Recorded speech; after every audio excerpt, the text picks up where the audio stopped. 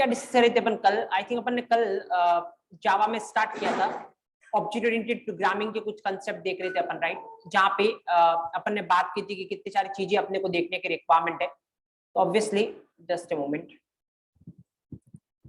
यहाँ पे ये सारी चीजें अपन अपने को डिस्कस करना है as a part of object oriented programming, जहाँ पे data hiding, abstraction, encapsulation, tightly encapsulated class, right? तो काफी कुछ अपन ने डिस्कस किया था कल। एक्चुअली में अपन ने डिस्कशन करना स्टार्ट किया था ईजी रिलेशनशिप के साथ। पहले मैंने आपको इंपॉर्टेंस बताई थी कि ऑब्जेक्ट ओरिएंटेड की इंपॉर्टेंस कितनी है।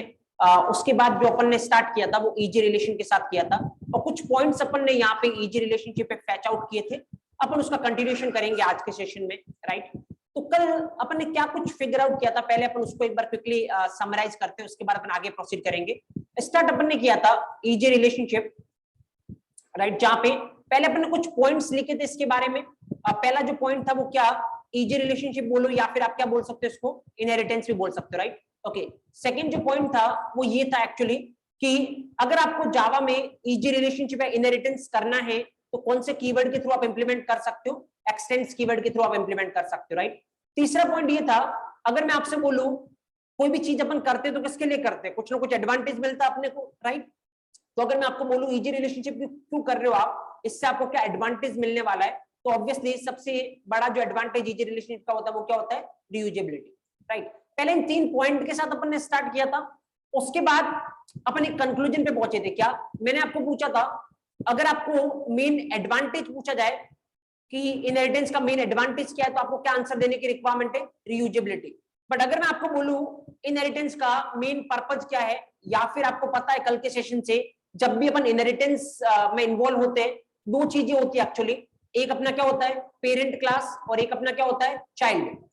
तो क्वेश्चन पूछने के 2 तरीके हो सकते हैं, इनहेरिटेंस का मेन पर्पज क्या है, या फिर चाइल्ड क्लास क्रिएट करने का मेन पर्पज क्या है, राइट? आंसर आई थिंक आपको पता है, चाइल्ड क्लास क्या करता है, पेरेंट क्लास की फंक्शनैलिटी को बढ़ाता है, राइट? तो अगर आपको पेरेंट क्लास की फंक्शनैलिटी को कुछ और फंक्शनैलिटी के साथ एक्सटेंड करना है तो अपन किसके साथ जा सकते हैं, इनहेरिटेंस के साथ, या फिर तो अपन किसको क्रिएट कर सकते हैं, चाइल्ड क्लास को, राइट? तो ये मेन पर्पस था जो मैंने बताया था कि यहाँ पे बहुत सारे लोग उसको ऐसा ट्रीट करते हैं कि मेन पर्पस भी रीयूजेबिलिटी है और मेन एडवांटेज भी रीयूजेबिलिटी है, जो कि गलत है एक्चुअली। पर्पज दूसरा है, एडवांटेज दूसरा है, राइट? उसके बाद अपन ने कुछ पॉइंट्स निकाले थे प्रैक्टिकली देख के। पहला पॉइंट क्या था, चलो फटाफट रिकॉल करने की ट्राई करना। पेरेंट टाइप का रेफरेंस वेरिएबल पेरेंट टाइप के ऑब्जेक्ट को क्या कर सकता है, होल्ड कर सकता है, लेकिन उस रेफरेंस वेरिएबल पे ओनली किसकी प्रॉपर्टी कॉल कर सकते हो, पेरेंट की। किसकी नहीं कर सकते, चाइल्ड की नहीं कर सकते। व्हाट इज द रीजन, क्योंकि चाइल्ड की प्रॉपर्टी पेरेंट में अवेलेबल नहीं होती है, राइट? सेकंड जो अपन ने पॉइंट देखा था वो क्या था, चाइल्ड टाइप का रेफरेंस वेरिएबल चाइल्ड टाइप के ऑब्जेक्ट को क्या कर सकता है, होल्ड कर सकता है, और इस रेफरेंस वेरिएबल पे आप दोनों की प्रॉपर्टी कॉल कर सकते हो, किसकी, पेरेंट की भी और चाइल्ड की भी। क्यों, क्योंकि बाय डिफॉल्ट पेरेंट की सारी प्रॉपर्टी किसमें अवेलेबल होती है, चाइल्ड में, राइट? तीसरा कंक्लूजन जो अपन ने निकाला था वो ये, पेरेंट टाइप का रेफरेंस वेरिएबल चाइल्ड टाइप के ऑब्जेक्ट को क्या कर सकता है, होल्ड कर सकता है, लेकिन इस रेफरेंस वेरिएबल पे ओनली अपन किसकी प्रॉपर्टी कॉल कर सकते हैं, पेरेंट की। किसकी नहीं कर सकते, चाइल्ड की नहीं कर सकते, राइट? और लास्ट पॉइंट जो अपन ने कंक्लूजन निकाला था वो ये, चाइल्ड टाइप का रेफरेंस वेरिएबल पेरेंट टाइप के ऑब्जेक्ट को क्या नहीं कर सकता, होल्ड नहीं कर सकता, राइट? तो ये कुछ अपन ने प्रैक्टिकली देखा था लास्ट में, अपन ने फिर इन पॉइंट्स को कंक्लूड किया था, 4 पॉइंट्स को, राइट? आगे देखना स्टार्ट करते हैं। बहुत सारे क्वेश्चन अभी भी है जो फ्रेशर लेवल पे या एक्सपीरियंस लेवल पे रिगार्डिंग इजी रिलेशनशिप बन सकते हैं। चलो अपन अब एक एक क्वेश्चन को एनकाउंटर करेंगे। Just object here. ओके, चलो कंटिन्यूएशन करते हैं अपन कल के सेशन से आगे ना। एक्चुअल अपन आज का सेशन स्टार्ट करते हैं। सो एक पॉइंट के साथ अपन ने स्टार्ट किया था, और वो ये कि मेन एडवांटेज एक्चुअल में क्या होता है इनहेरिटेंस का, रीयूजेबिलिटी, राइट? तो सवाल ये है रीयूजेबिलिटी क्या होता है। अब देखो उसको याद नहीं करना है, आप खुद से फैच आउट करोगे कि एक्चुअली रीयूजेबिलिटी क्या होता है और क्या एडवांटेज है इनहेरिटेंस के। चलो उसको अपन थोड़ा फैच आउट करने की ट्राई करते हैं।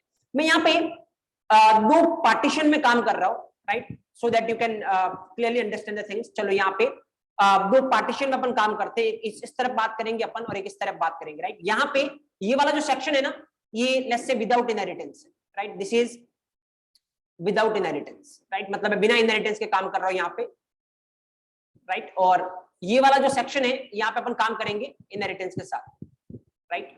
और देखते हैं दोनों में क्या डिफरेंस आपको दिखता है। ऑटोमेटिक आप समझ जाओगे क्या कुछ ये चल रहा है, राइट? लेट्स सपोज जैसे मान लो आप इंडस्ट्री में गए और आपको एक प्रोजेक्ट पे काम करना है, राइट। मान लो आपको एक प्रोजेक्ट मिला, उसमें आपको कुछ एक टास्क मिला कि ये टास्क है जिस पे आपको काम करना है, राइट। सपोज करो आपको इनहेरिटेंस के बारे में कुछ भी नहीं पता, राइट। तो आपने उस टास्क को करना स्टार्ट किया। अब कैसे करोगे आप, वो अपन यहाँ पे लिखेंगे, राइट। तो अब जो करना, जैसे मान लो एक सपोज करो एक प्रोजेक्ट है जिस पे आपको काम करना है। वो प्रोजेक्ट है मान लो लोन का प्रोजेक्ट है, राइट। किसी बैंक के लिए काम कर रहे हो, बैंक में लोन के किसी प्रोजेक्ट पे आपको काम करना है suppose, right. Okay, object here, मान लो आपको लोन के रिगार्डिंग काम करना है। आपने क्या किया, लोन में लेट्स से आपको 3 लोन टैकल करना है। मान लो 3 लोन आपको टैकल करने उस प्रोजेक्ट में। लेट्स से एक है आपका व्हीकल लोन, राइट। एक suppose let's say education loan, और एक suppose let's say home loan, right. 3 loan आपको टैकल करने हैं आपके प्रोजेक्ट में, एजुकेशन लोन, होम लोन और व्हीकल लोन, राइट। सपोज आपको इनहेरिटेंस के बारे में नहीं पता, आपने लिखना स्टार्ट किया, क्या करोगे, इस तरीके से कोड किया। मैंने एक क्लास बनाई, देखना क्लास कौन सी, वी लोन। इसमें जो भी काम व्हीकल लोन के लिए हो रहा है वो सारी मेथड्स में किस में डालूंगा, इस क्लास में। जो भी मेथड किसके काम आ रही है, व्हीकल लोन के लिए काम में आ रही है, वो सब किस में डालेंगे, इस क्लास में। सपोज उसके बाद एक और क्लास बनाई मैंने, क्योंकि एक और मॉड्यूल बनाना मेरे को, कौन सा, education loan, let's say E loan, और इसमें एजुकेशन लोन से रिलेटेड जितनी मेथड है वो मैंने यहाँ पे डाल दी। चलो लेट्स एज्यूम, चलो एक और तीसरा एक और क्लास में यहाँ पे लिखूंगा, कौन सी, होम लोन, और इसमें होम लोन के रिगार्डिंग जितनी मेथड है मैंने यहाँ पे डाल दी, राइट। देखो समझना यहाँ पे बात को, मैं क्या बोल रहा हूँ। लेट्स सपोज कि व्हीकल लोन के लिए टोटल कितनी मेथड काम में आ रही है। सपोज ऐसे व्हीकल लोन के लिए टोटल 400 मेथड काम में आ रही है। इस व्हीकल लोन वाली क्लास में मैंने कितनी मेथड लिखी, 400। सपोज जैसे एजुकेशन लोन के लिए भी जैसे 400 मेथड काम में आ रही है, मैंने यहाँ पर भी एजुकेशन लोन के अंदर भी कितनी लिखी, 400 मेथड। सपोज करो होम लोन के लिए लेट्स से 350 मेथड काम में आ रही है, और मैंने यहाँ पे लिखी 350 मेथड, राइट। और पूरा मैंने ये जो भी मेरे को काम मिला था मैंने कर दिया, लेट्स से मैंने ये प्रोजेक्ट बना दिया, राइट।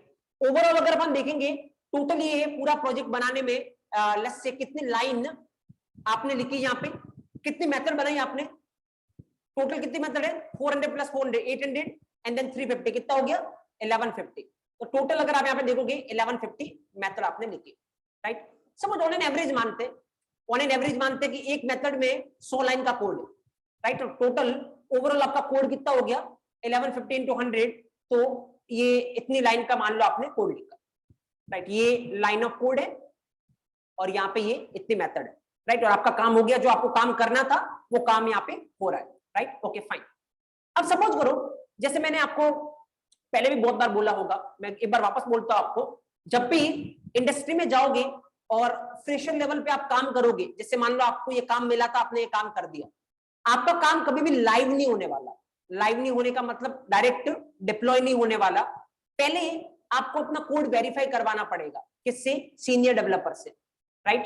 तो अब आप बोलोगे देखो वेरीफाई करने का मतलब क्या होता है, देखो इतना तो आपको भी पता है कि मान लो आपको ये टास्क मिला और इसका सपोज करो रिजल्ट कितना आना चाहिए था, चलाने पे 1000 आना चाहिए था सपोज करो, और अगर आपका ये चलने पे रिजल्ट कितना आ रहा है 1000, तो इसका मतलब जो आपने किया वो सही है, और नहीं आ रहा तो मतलब गलत है। तो इतना तो आपको भी पता है कि भाई रिजल्ट सही आ रहा है या नहीं आ रहा है, तो वेरीफाई क्या करवाना है एक्चुअल में, क्योंकि क्लासरूम स्टैंडर्ड पे जब आप कोड करते हो या फिर जो क्लासरूम स्टैंडर्ड के प्रोजेक्ट बनाते हो, कॉलेज लेवल के प्रोजेक्ट, उसमें ओनली आपका एक ही चीज मैटर करता है, वो क्या करता है, रिजल्ट।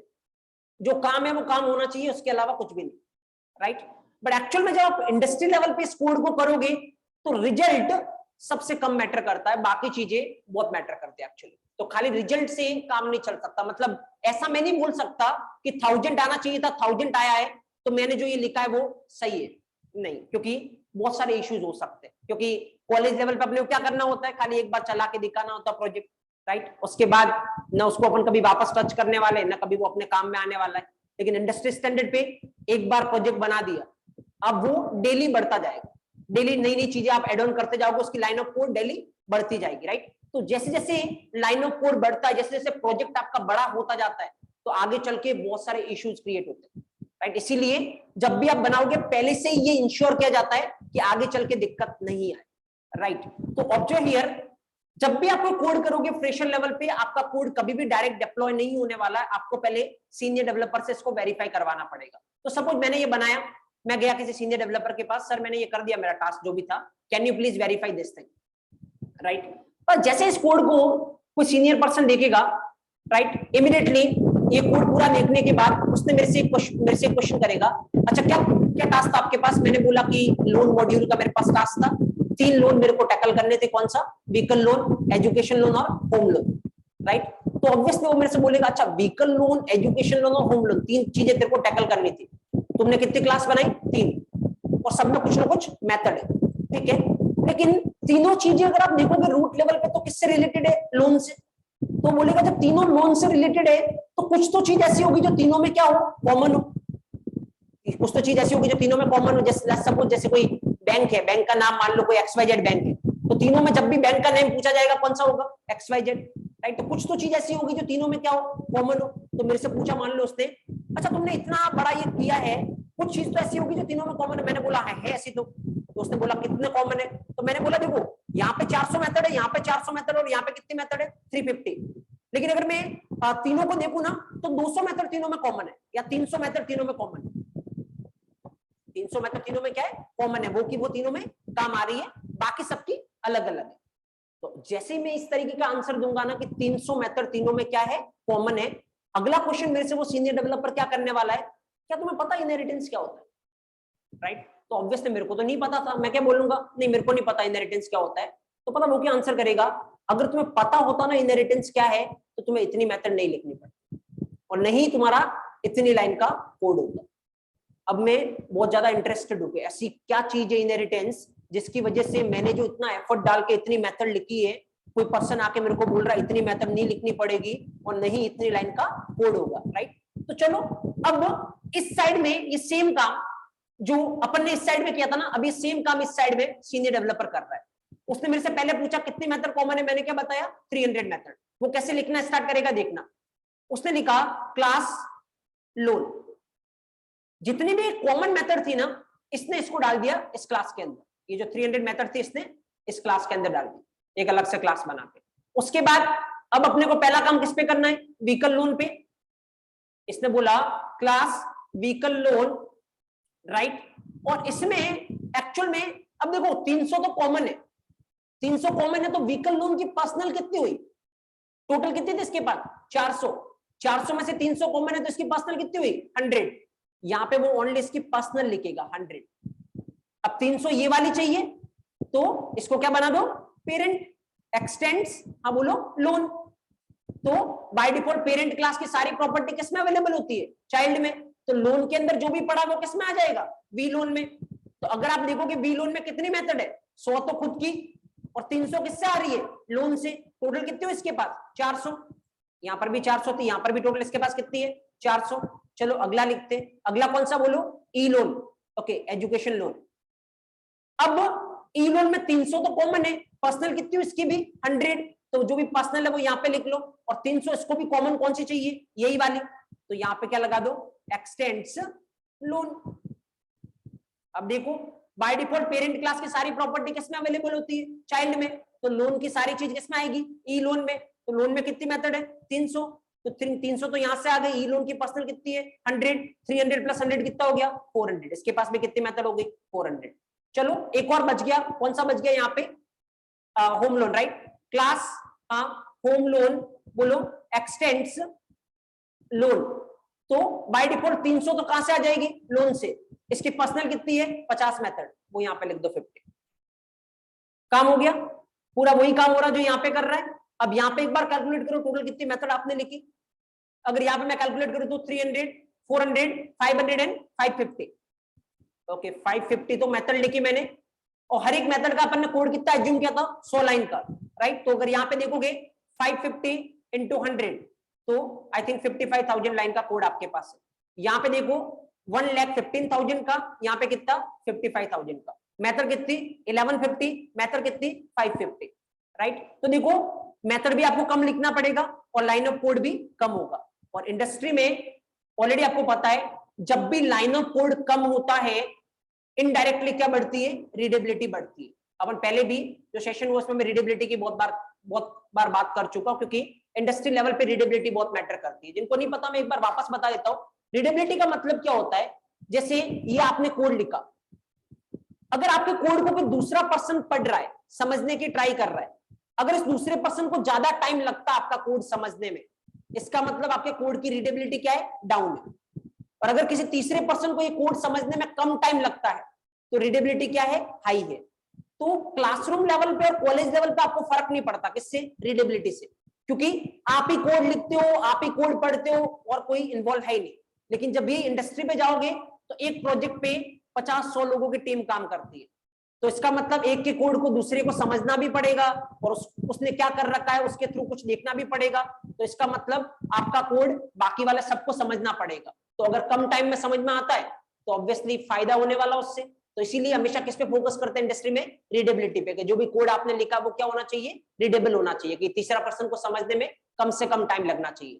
एंड ऑब्वियसली सिंपल मैं आपको बोलूं, एक 100 लाइन आपको समझना है, एक 10 लाइन समझना, किसमें कम टाइम लगेगा, 10 लाइन में कम टाइम लगेगा। इसका मतलब जैसे जैसे लाइन ऑफ कोड बढ़ता है रीडेबिलिटी ऑटोमेटिक क्या होती आती है, डाउन, राइट। इसीलिए लाइन ऑफ कोड कम करता है। कौन लाइन ऑफ कोड कम करता है, आपका इनहेरिटेंस। तो अगर एक बेनिफिट मैं आपको बताऊं, इनहेरिटेंस का एक एडवांटेज क्या है, लाइन ऑफ कोड कम होगा, और लाइन ऑफ कोड कम होगा तो क्या बढ़ने वाली है, रीडेबिलिटी बढ़ने वाली है, first advantage. But main advantage अपन ने कहां से स्टार्ट की थी, मेन एडवांटेज क्या है, रीयूजेबिलिटी। जो क्या मतलब होता है रीयूजेबिलिटी का मैं बता रहा हूं। ऑब्जर्व करो, ये जो 300 मेथड है, इनको आपने कितनी बार लिखा है, एक बार, कितनी बार यूज में ले रहे हो, एक बार यहां पे मैं यूज में ले रहा हूं, एक बार मैं यहां पे यूज में ले रहा हूं, एक बार मैं यहां पे यूज में ले रहा हूं, राइट। एक बार लिखो, मल्टीपल टाइम आप यूज में लो, दैट इज व्हाट, रीयूजेबिलिटी। एक ही चीज को बार बार रीयूज करना, right. So that's why inheritance की वजह से क्या होता है, एक चीज, एक कॉमन चीज अपन बार बार यूज करते हैं, तो इनहेरिटेंस की वजह से क्या बढ़ती है, reusability. So you can see कि यहाँ पे मेन एडवांटेज जो अपन ने बोला था इनहेरिटेंस का क्या होता है, रीयूजेबिलिटी, वो ये रहा। देखो तीसरा एडवांटेज बताता हूँ, ये एक फिगर देख के आप जितने बताने उतने एडवांटेज बता सकते हो। देखो तीसरा मैं बताता हूँ, मान लो देखो कॉमन मेथड कितनी थी, 300, राइट। अब मान लो कल को सपोज करो इसमें से कोई एक मेथड चेंज करनी, कोई एक मेथड आपको चेंज करनी, मान लो बैंक का नाम बदल गया सपोज, वो आपको चेंज करना है, राइट। अगर इधर करना होगा तो कितनी जगह करना पड़ेगा, 1 2 3 जगह पे करना पड़ेगा आपको चेंज, राइट। अगर इधर करना हो तो कितनी जगह पे करना पड़ेगा, एक जगह पे, क्योंकि यही से चीज यहां पर भी जा रही है, यहां पर भी जा रही है और यहां पर भी जा रही है। एक जगह चेंज करोगे ऑटोमेटिक सब जगह चेंज हो जाएगा। यहाँ पे 3 जगह करने पड़ रहे हैं, और ये तो 3 ही है, मान लो 10 होती तो 10 जगह आपको चेंज करना पड़ता। तो कभी भी अगर आपके कोड में कुछ चेंज करना हुआ, आपको मॉडिफिकेशन करना हुआ इनहेरिटेंस के साथ, इजीली आप कर सकते हो। लेकिन अगर विदाउट इनहेरिटेंस जाओगे तो फिर मॉडिफिकेशन करने में उतना ही टाइम लगने वाला है, उतना ही रिस्क फैक्टर आपका बढ़ जाएगा, उतना आपको ध्यान रखना पड़ेगा कि हर जगह मैंने प्रॉपर चेंज किया या नहीं किया, राइट। देखो कितने एडवांटेज मैं यहां से बता सकता हूँ। चौथा एडवांटेज देखो, काउंट करते जाना, और कुछ नहीं, खाली मैं डायग्राम देख के बता रहा हूँ ना, मेरे को भी याद नहीं। देखो अब यहां से चौथी चीज मैं आपको बता रहा हूँ। देखो चौथी चीज ये है, मान लो कल को सपोज करो आपने किसी मेथड में क्या करना हुआ, चेंज करना हुआ। यहां पे अगर मान लो चेंज करना हो, मैं कितनी जगह चेंज करूंगा, एक यहाँ पे, एक यहाँ पे, एक यहाँ पे, 3 जगह। आपको पता है प्रोजेक्ट जब बनता है पहले तो डेवलप होगा, डेवलप होने के बाद क्या होता है, टेस्ट होता है, कि जैसी चीज चलनी चाहिए वैसे चलती है या नहीं। तो आपको पता है जब भी आप इंडस्ट्री में जाओगे तो बहुत सारी टीम होगी जिसमें बाइफर्गेशन ऐसे होता है, एक होता है डेवलपमेंट टीम, राइट, जो कोड डेवलप करने का काम करती है, एंड डेवलपमेंट टीम के अलावा एक और टीम होती है टेस्टिंग टीम, जो कि कोड को टेस्ट करने का काम करती है, राइट, जिसको आप क्यूए बोलते हो, अगर आपको क्वालिटी एनालिस्ट बोलते हैं इसको अपन, राइट। तो ऑब्वियसली यहाँ पे पता क्या होता है, जैसे ही कोई रिक्वायरमेंट आएगी पहले डेवलपमेंट के पास आएगी, ऑब्वियसली इससे पहले भी टीम होती है, अभी जो 2 काम में आ रही है मैं वही बता रहा हूँ आपको, आपके लेवल पे डेवलपमेंट टीम उसको डेवलप करेगी, डेवलप करने के बाद वो किस पे फॉरवर्ड होगी, टेस्टिंग टीम पे, टेस्टिंग टीम उसको टेस्ट करेगी कि जो रिक्वायरमेंट थी उसके अकॉर्डिंग वो चल रही है या नहीं।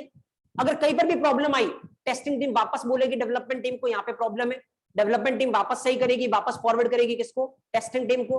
तो ये साइकिल चलता रहेगा, जब लास्ट में टेस्टिंग टीम को लगेगा जो चाहिए था एज इट इज वैसा ही हो रहा है, तो फिर ये इसको साइन ऑफ करेंगे। साइन ऑफ करने का मतलब अब ये डिप्लॉय होने के लिए रेडी है, जो रिक्वायरमेंट थी उसके हिसाब से ये प्रॉपर काम हो रहा है, राइट। तो अब ऑब्जर्व करो, जैसे मान लो कोई चेंज आया, कोई चेंज आया, और मान लो आपने यहाँ पे कितनी जगह पे चेंज किया, 3 जगह पे, तो जो टेस्टिंग टीम है उसको कितनी जगह पे टेस्ट करना पड़ेगा, 3 जगह पे, क्योंकि चेंज कितनी जगह पे हुआ है, 3 जगह पे। 3 जगह पे जाके वो टेस्ट करेगी, तब जाके उसको पता चलेगा कि अच्छा जो भी चेंज हुआ था वो प्रॉपर हो चुका है। मान लो एक जगह पे टेस्ट करने के लिए 1 घंटा लग रहा है, सपोज 3 जगह पे टेस्ट करने के लिए कितने घंटे लगेंगे, 3 घंटे, राइट। 3 घंटे आपको टेस्टिंग टीम को बिजी रखोगे इस काम में, राइट। यहाँ पे ऑब्वियसली चेंज कहां पे करना पड़ेगा, एक जगह। अपन क्या बोलेंगे टेस्टिंग टीम को कि भाई सब जगह यही से आ रहा है, तुम तो किसी भी एक जगह पे जाके चेक कर लो, अगर वहां पे सही हो गया मतलब वो सब जगह हो गया होगा, क्योंकि लिखा मैंने एक ही जगह पे, सब जगह वहीं से आ रहा है। तो उन्होंने एक जगह पे चेक कर लिया, वहां पे सही हो गया, तो बाकी चेक करने की रिक्वायरमेंट नहीं है। एक जगह पे चेक करने में कितना टाइम लग रहा था, 1 घंटा, तो यहाँ पे वो काम 3 घंटे में हो रहा था, यहाँ पे वो काम कितने में हो गया, 1 घंटे में, राइट। तो ये बेनिफिट जितने भी मैं बता रहा हूं, एक भी मैटर नहीं करता कहां पे, क्लासरूम स्टैंडर्ड पे। ना तो आपको मतलब है लाइन ऑफ कोड से, ना आपको मतलब है रीडेबिलिटी से, ना आपको मतलब है रीयूजेबिलिटी से, और नहीं आपको मतलब है ये टेस्टिंग टीम से नॉल, क्योंकि ना तो कोई टेस्टिंग टीम है ना कुछ है, राइट। तो अगर क्लासरूम स्टैंडर्ड पे देखोगे there is no use, but अगर आप इंडस्ट्री लेवल पे ले जाओगे तो there are N number of advantage जो किसके थ्रू अपन को मिल रहा है, इनहेरिटेंस के थ्रू, राइट। और देखो मैं आपको थोड़ा और फील करवाता हूं, ये इतने बड़े एडवांटेज है कि पूरी जावा ने इसको इंटरनली इंप्लीमेंट कर रखा है। अब क्या मतलब है मेरे इस स्टेटमेंट का, ऑब्जर्व करना बहुत आराम से। देखो एक्चुअल में आपको पता है जावा में अपन क्या लिख सकते हैं, क्लास लिख सकते हैं। इवन कल अपन ने लिख के चला के भी देखा था क्लास किस तरीके से लिखते हैं ऑल, राइट। क्योंकि ऑब्जेक्ट ओरिएंटेड का मतलब क्या होता है, ऑब्जेक्ट के लिए क्या चाहिए, क्लास। तो ऑब्वियसली सारी चीजें किस फॉर्मेट में चलती है, क्लास और ऑब्जेक्ट के फॉर्म में, अपन ने कल देखा भी था, राइट। देखो जावा में क्लास दो तरीके की होती है, एक होती है प्री डिफाइंड क्लास, राइट, एक होती है क्या, यूजर डिफाइंड क्लास। कुछ नहीं है। अब जो प्री डिफाइंड क्लास मतलब ऐसी क्लास जो जावा ने अपने को पहले से दे रखी है, बना के अपने को दे रखी है कि काम पढ़ने पे आप उसको क्या कर सकते हो, यूज में ले सकते हो, राइट। यूजर डिफाइंड मतलब अगर जितनी जावा ने दे रखी है उसके अलावा अगर आपका कुछ काम आता है तो आप क्या करोगे, खुद की क्लास बनाओगे, और खुद की क्लास बनाने को क्या बोलते हैं, यूजर डिफाइंड, राइट। जैसे जावा ने बहुत सारी क्लासेस अपने को पहले से दे रखी है, एक क्लास जो अपन आगे चल के यूज करेंगे और बहुत ज्यादा क्वेश्चन वहां से बनेंगे, that is string class, right. जो जावा ने ऑलरेडी अपने को पहले से बना के दे रखी है, अपने को बनाने की रिक्वायरमेंट नहीं है, अपन जैसी जरूरत पड़ेगी डायरेक्ट किसको यूज करेंगे, स्ट्रिंग क्लास को। There are N number of class like string buffer is a class, thread is a class. So जैसे जैसे अपन आगे चलेंगे बहुत सारी प्री डिफाइंड क्लासेस के साथ काम करेंगे, राइट। मैं क्या बोल रहा हूँ, टोटल अगर जावा की बात करें ना तो टोटल जावा के पास कितनी प्री डिफाइंड क्लास है, 6000 से भी ज्यादा प्री डिफाइंड क्लास है जो जावा ने पहले से अपने को दे रखी है। अगर उनमें से किसी का भी काम हो तो आप क्या कर सकते हो, डायरेक्ट उसको यूज कर सकते हो, आपको बनाने की जरूरत नहीं है। उसके अलावा अगर कुछ काम हो तो फिर आप अपनी क्लास बना सकते हो, और वो किस कैटेगरी में जाएगी, यूजर डिफाइंड। जैसे कल अपन ने एग्जांपल लिखते टाइम अपनी क्लास बनाई थी ना, क्लास स्टूडेंट, तो वो स्टूडेंट कैसी क्लास थी, यूजर डिफाइंड। किसने बनाई थी, अपन ने, राइट। जो कल अगर अपन स्ट्रिंग क्लास यूज करेंगे तो स्ट्रिंग क्लास कैसी होगी, प्री डिफाइंड, जो कि किसने ऑलरेडी बना रखी है, जावा ने ऑलरेडी बना रखी है। अब मैं आपको बताता हूं, देखो पूरी जावा में वेदर वो क्लास प्री डिफाइंड हो, बहुत आराम से सुनना, one of the most important question, पूरी जावा में वेदर वो प्री डिफाइंड क्लास हो या यूजर डिफाइंड क्लास हो, हर एक क्लास की एक पेरेंट क्लास होती है, उसका नाम होता है ऑब्जेक्ट। क्वेश्चन सीधा सीधा पूछा जाएगा, देखो कितने तरीके के क्वेश्चन पूछे जाने के। जावा में बाय डिफॉल्ट हर एक क्लास की पेरेंट क्लास कौन सी होती है, कौन सी होती है, ऑब्जेक्ट। अब सवाल आएगा, देखो ये अगर किसी से भी पूछोगे, मुझे लगता थोड़ा बहुत भी जावा जिसको पता है ये पता होगा 100% कि जावा में सबकी पेरेंट क्लास कौन सी होती है, ऑब्जेक्ट। बट जो मेरा एक्चुअल में क्वेश्चन है और जो थोड़ा अच्छी लेवल की कंपनी आपसे पूछना प्रेफर करेगी वो ये है, वो यहाँ पे ऐसी क्या जरूरत है कि भाई सबकी पेरेंट क्लास किसको बना रखा है, ऑब्जेक्ट को बना रखा है, राइट। अब देखो यहां से बहुत सारे पॉइंट्स निकल के आएंगे, चलो वन बाय वन करके अपन इसके अंदर एंटर होते हैं। मतलब अगर मैं थोड़ा जो जावा ने ऑलरेडी कर रखा है ना उससे अगर आपको गो थ्रू करवाओ तो सारी क्लास, जितनी भी क्लास है ना, मैंने अभी थोड़ी देर पहले आपको बोला जावा ने खुद से कितनी क्लास दे रखी है, 6000 प्लस क्लास। जैसे एक स्ट्रिंग है मान लो, राइट, एक स्ट्रिंग बफर है। अब क्या काम आती है स्ट्रिंग बफर, पढ़ेंगे अपन बाद में। ये अगेन एक one of the most important question बनता है, स्ट्रिंग और स्ट्रिंग बफर के बीच में क्या डिफरेंस होता है, right. We will discuss there, let's say thread class is there and dot dot n number of total 6000 plus classes are there. ये तो वो वाली क्लास है जो जावा ने पहले से बना रखी है। अब अगर आप भी अपनी कुछ भी क्लास बनाओगे, उसकी पेरेंट क्लास कौन सी होगी, ऑब्जेक्ट। कोई भी क्लास हो जावा में, उसकी हमेशा हर एक क्लास की पेरेंट क्लास कौन सी होती है, ऑब्जेक्ट। देखो फायदा क्या मैं बताता हूं, देखो एक्चुअल में कुछ चीजें ऐसी है जो हर एक क्लास को चाहिए। अगर अपन बात कर रहे हैं ना ऑब्जेक्ट क्लास की, मैं आपको बताऊं ऑब्जेक्ट क्लास के अंदर टोटल कितनी मेथड होती है, ऑब्जेक्ट क्लास के अंदर टोटल 11 मेथड होती है, राइट। एक एक मेथड अपन पढ़ेंगे, डोंट वरी। जैसे अपन चैप्टर पढ़ेंगे java.lang, वहां पे मैं आपको एक एक मेथड के बारे में बताऊंगा जो ये 11 मेथड होती है। और वहां पे आपको ये रियलाइज होगा कि ये जो 11 मेथड है वो हर क्लास को चाहिए, राइट। तो एक तरीका तो मेरे पास क्या था, या एक तरीका तो जावा के पास क्या था कि भाई ये 11 मेथड हर एक क्लास को चाहिए, तो हर एक क्लास में इस 11 मेथड को डाल दिया। स्ट्रिंग में भी 11 मेथड डाल दी, स्ट्रिंग बफर में भी 11 मेथड डाल दी, थ्रेड में भी ये क्या डाल दी, 11 मेथड डाल दी। अगर ऐसा करते तो टोटल 6000 प्लस हर एक क्लास में ये क्या करते, 11 मेथड डालते। तो एक्चुअल में अगर ऐसा करते तो टोटल ये 11 मेथड कितनी बार लिखी जाती, 6000 इंटू 11 कितना हो गया टोटल, 66,000 प्लस मेथड्स होती है, राइट। अभी क्या कर रखा पता इन्होंने, उस 11 मेथड को कहां पे डाल रखा है, ऑब्जेक्ट क्लास के अंदर। और बाय डिफॉल्ट सबकी पेरेंट किसको बना रखी है, ऑब्जेक्ट क्लास को। तो बाय डिफॉल्ट पेरेंट की सारी प्रॉपर्टी किसमें अवेलेबल होती है, चाइल्ड में। तो ये पूरी की पूरी 11 मेथड जितनी भी जावा की क्लास है सब में ऑटोमेटिक क्या रहती है, अवेलेबल रहती है, राइट। तो अब अगर देखा जाए इन 11 मेथड को कितनी बार लिखा है, एक बार। कितनी बार यूज हो रहा है, 6000 से भी ज्यादा बार यूज हो सकता है। एक बार लिखो, मल्टीपल टाइम इसको यूज करो, क्या मिल रहा है ये, रीयूजेबिलिटी। सेम चीज को अपन क्या कर रहे हैं, बार बार रीयूज कर रहे हैं। चलो सवाल मेरा बहुत सिंपल सा आपसे, इतनी जो स्टोरी मैंने एक्सप्लेन की है उसके बाद अगर मैं आपसे दो क्वेश्चन पूछूं, पहला क्वेश्चन मेरा ये है, चलो इतना अपने को समझ में आ गया होगा इस स्टोरी से कि भाई जब इनहेरिटेंस की बात करते तो दो कैटेगरी होती है, एक क्या होता है पेरेंट क्लास और दूसरा क्या होता है चाइल्ड क्लास, राइट। अब सवाल मेरा आपसे बहुत ही सिंपल सा है, पेरेंट क्लास के अंदर क्या चीज लिखनी चाहिए और चाइल्ड क्लास के अंदर क्या चीज लिखनी चाहिए, इस पूरी स्टोरी से क्या पता चलता है, ऐसी कौन सी चीज अपने को पेरेंट क्लास के अंदर लिखनी चाहिए, कौन सी चीज अपने को चाइल्ड क्लास के अंदर लिखनी चाहिए, बोलो। ऑब्वियसली देखो ऑब्जेक्ट क्लास के अंदर कौन सी, कितनी ऑब्जेक्ट क्लास क्या है, पेरेंट।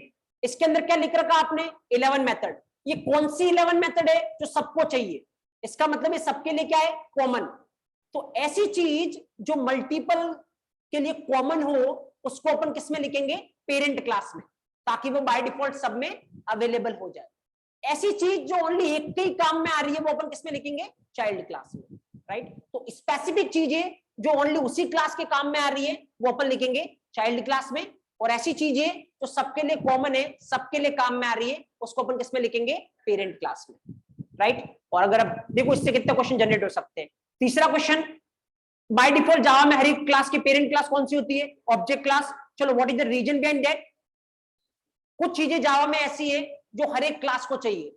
एक तरीका तो क्या था, वो चीजें हर एक क्लास में जाके लिखते, लेकिन ऐसा करने से लेंथ ऑफ द कोड बढ़ता, लेंथ ऑफ द कोड बढ़ता तो क्या डाउन होती, रीडेबिलिटी डाउन होती। इसके बजाय इन्होंने क्या किया, वो सारी चीज जो सबके काम में आ रही है उसको एक क्लास में डाला और उस क्लास को सबका पेरेंट बना दिया, ताकि वो चीज बाय डिफॉल्ट सब में अवेलेबल रहेगी, और उस क्लास का नाम क्या रख दिया, object, right. So that is the same. Okay now यहाँ पे, अब अगर मैं यहाँ पे आपसे ये पूछूं इनहेरिटेंस का एडवांटेज क्या क्या है, चलो फटाफट बताइए, इस स्टोरी को देख के वापस एक बार रिकॉल करते हैं फिर अपन लिखते हैं। What are the advantage of inheritance, line of code कम होगा, क्या बढ़ने वाली है, रीडेबिलिटी बढ़ने वाली है। Second thing, reusability, same code को अपन मल्टीपल टाइम क्या कर सकते हैं, रीयूज कर सकते हैं, राइट। और कुछ, ऑब्वियसली अगर मॉडिफिकेशन करना हो तो वो अपने लिए क्या बनेगा, इजी प्रोसेस बनेगा, right. And then obviously test करना इजी रहने वाला, right. So these are the things. तो मुझे लगता है अब आपको ये देखो याद नहीं करना है चीजों को, अगर याद करने जाओगे तो देयर इज ए प्रॉब्लम। अब जैसे ही आपको कोई भी इनहेरिटेंस का एडवांटेज पूछे, दिमाग में खाली ये डायग्राम आना चाहिए, राइट। कि जैसे मान लो मेरे को करना होता है ये लोन 3 मैंने अलग लिखा है, एक मैंने इस तरीके से लिखा है, ऑटोमेटिक आप एडवांटेज फिगर आउट कर लो, राइट। इवन आप भूल भी गए आप आराम से निकाल सकते हो एडवांटेज। पहली बात तो याद रखना ही नहीं, याद रखने जाओगे तो इशू होने वाला। तो हमेशा आप इसको ट्रीट करें एग्जांपल से, बस ये एग्जांपल आपको याद रहना चाहिए। जैसे कोई इनहेरिटेंस का एडवांटेज पूछे आपके दिमाग में एग्जांपल आना चाहिए, जैसे कोई पूछे ऑब्जेक्ट क्लास की यूटिलिटी क्या है, आपके दिमाग में ये आना चाहिए, ऑब्जेक्ट क्लास में ऐसा कुछ था, ऐसा कुछ होता है, राइट। ऑटोमेटिक आपको क्वेश्चन बनते जाएंगे। जैसे कोई पूछे आपको पेरेंट क्लास के अंदर क्या लिखना चाहिए, ऑब्जेक्ट क्लास का दिमाग लगाओ, क्या है, कॉमन। जैसे को पूछे चाइल्ड क्लास में क्या लिखना चाहिए, specific, right. So just right it down, उसके बाद अपन आगे देखते हैं और चीजें।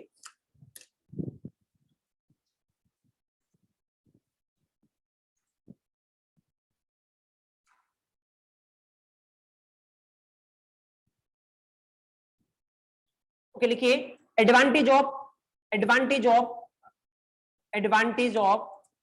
EJ relation, advantage of is a relation.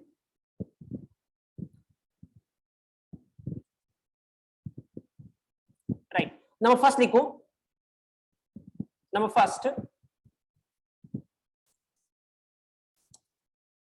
the main advantage of EJ relation, the main advantage of EJ relation is reusability, is reusability, is reusability.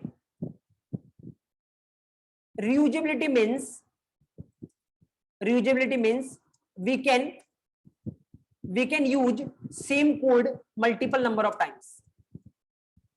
Reusability means we can use same code multiple number of times, multiple number of times. The main advantage of EJ relationship is reusability.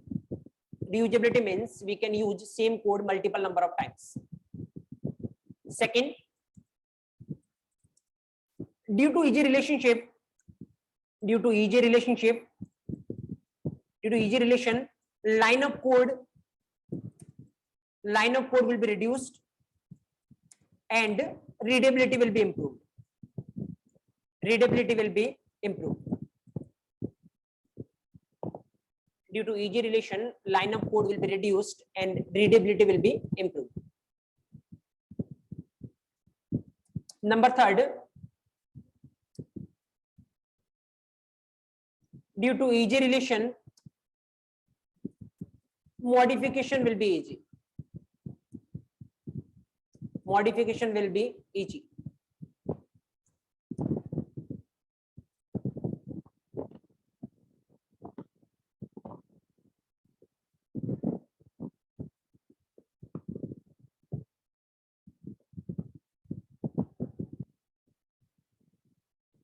Fine. Okay.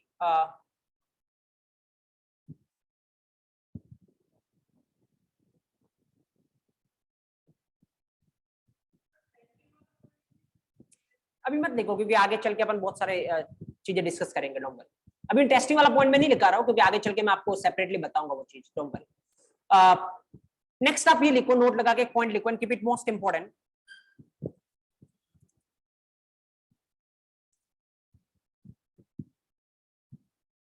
Object class is by default, object class is by default parent class of every Java class. Object class is by default parent class of every Java class. Object class is by default parent class of every Java class. Right? Next point लिखना. The most common methods, the most common properties which are applicable, the most common properties which are applicable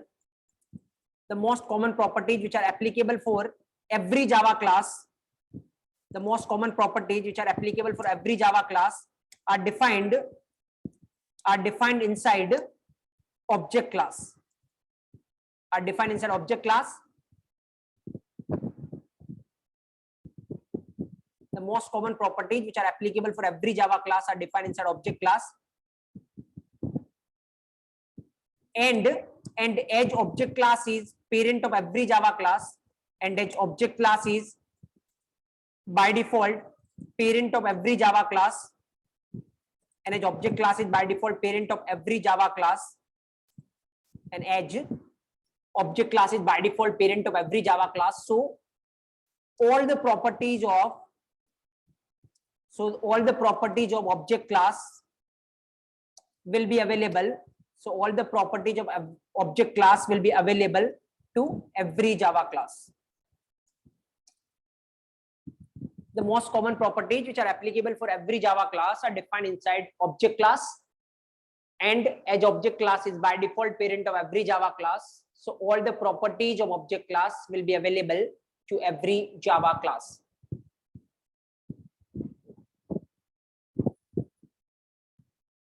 Next एक point और mention कर लेना. Inside parent class, it is recommended to define. Inside parent class, it is recommended to define common properties inside parent class, it is recommended to define common properties, while inside child class,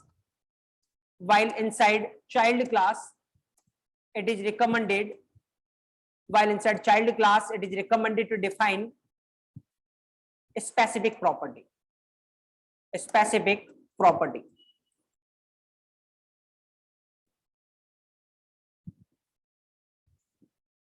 Inside parent class, it is recommended to define common properties, while inside child class, it is recommended to define a specific property.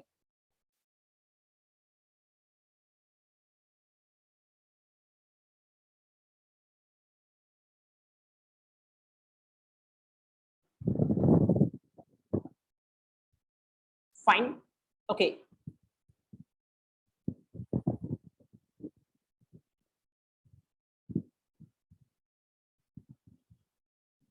मैं आ रहा हूं इस पे प्रिया, अभी मैं आपको ये नहीं बता रहा हूं कि इसको ईजे क्यों बोलते हैं, ये भी एक क्वेश्चन है, अपन डिस्कस करेंगे इसको डाउन पर। Right, okay. देखो अगेन मैं आपको बता रहा हूं, ये जो पॉइंट्स आपने लिखे हैं इसको याद नहीं रखना है, जस्ट आपके रेफरेंस के लिए अपन ने लिखे।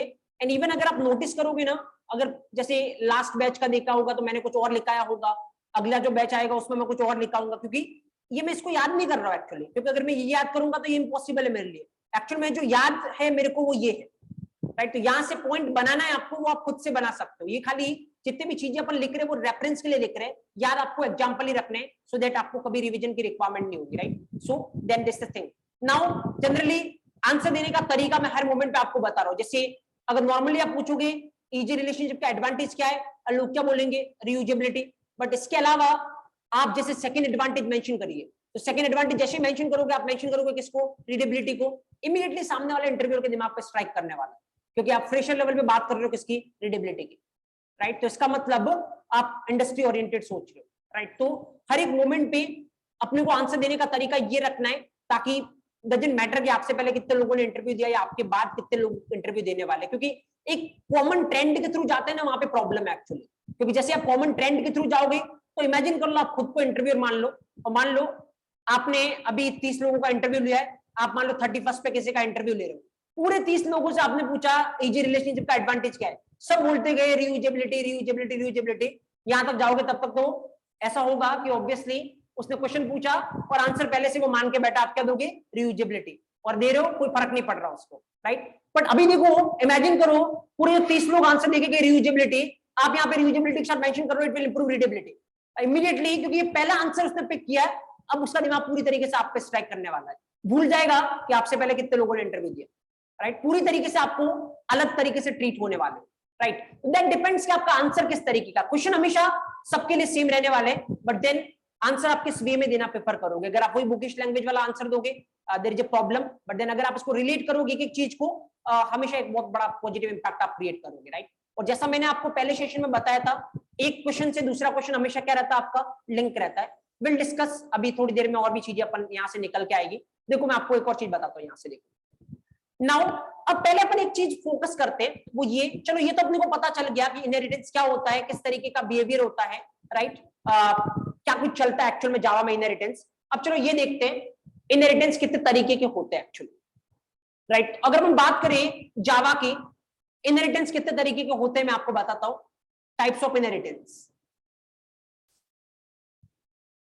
राइट।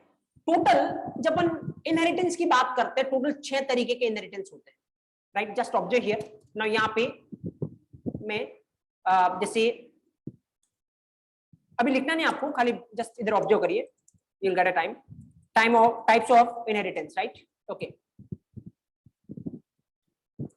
पहला इनहेरिटेंस होता है दैट इज सिंपल बोलो या फिर उसको सिंगल बोलो, डजंट मैटर एक्चुअली, सिंपल या सिंगल इनहेरिटेंस, राइट। सेकंड जो कैटेगरी होती है that is what, multi level inheritance.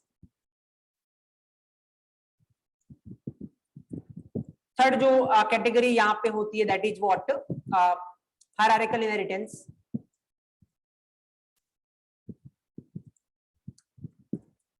Number fourth number fourth hybrid inheritance.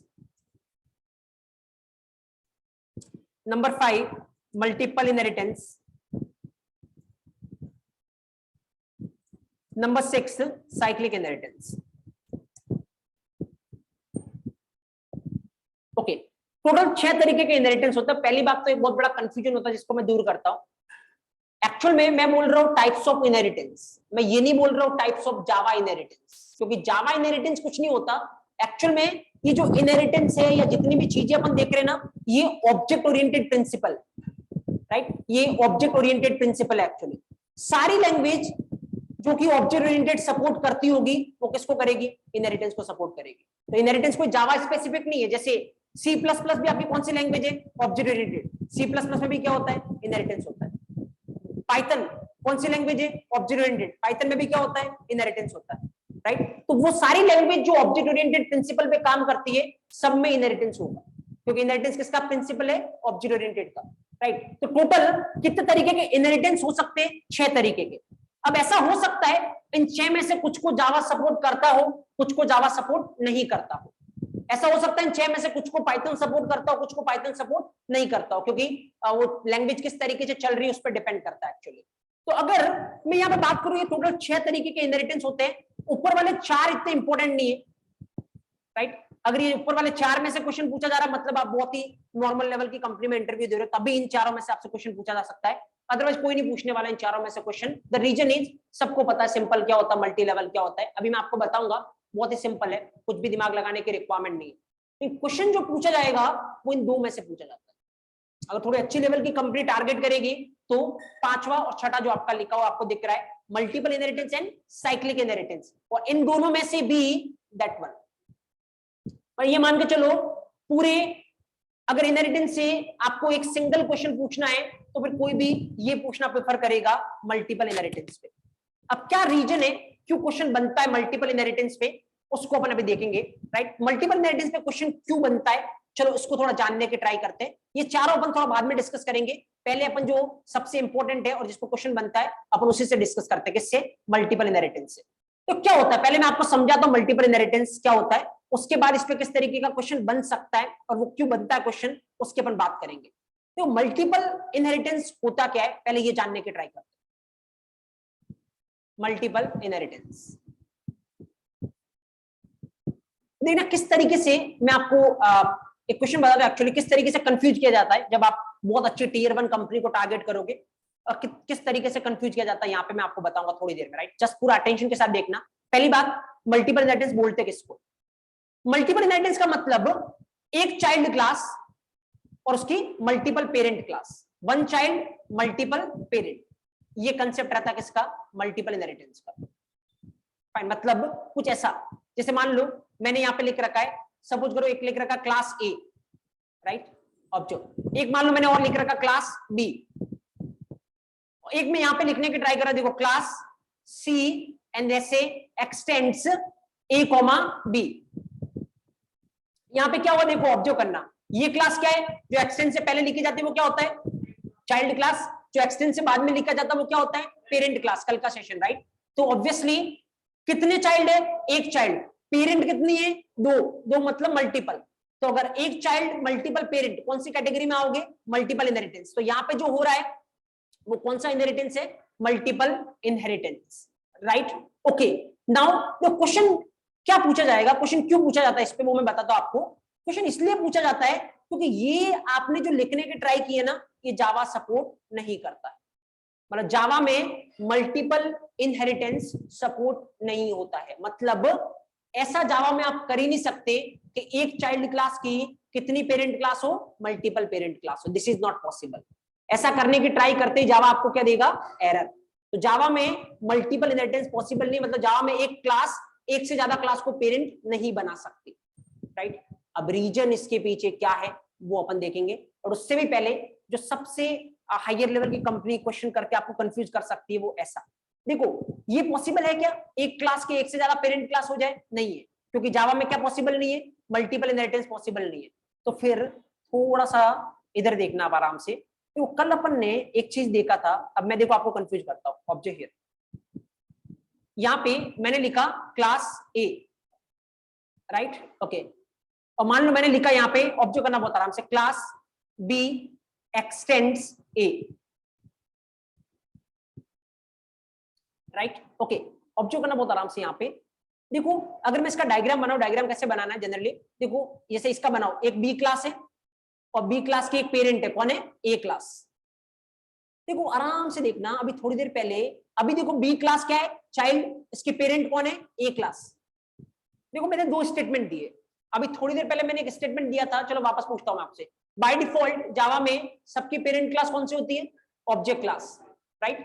दूसरा स्टेटमेंट मेरा ये है, जावा मल्टीपल इनहेरिटेंस को सपोर्ट नहीं करता है, मतलब एक क्लास की एक से ज्यादा पेरेंट क्लास नहीं हो सकती। तो अब देखना, देखो बी क्लास की पेरेंट क्लास कौन सी होगी, ऑब्जेक्ट, क्योंकि बाय डिफॉल्ट ऑब्जेक्ट तो सबकी पेरेंट होती है, राइट। और अभी बी क्लास की पेरेंट कौन सी है, ए बी है, तो बी क्लास एक क्लास होगी और इसके कितनी पेरेंट होगी, दो।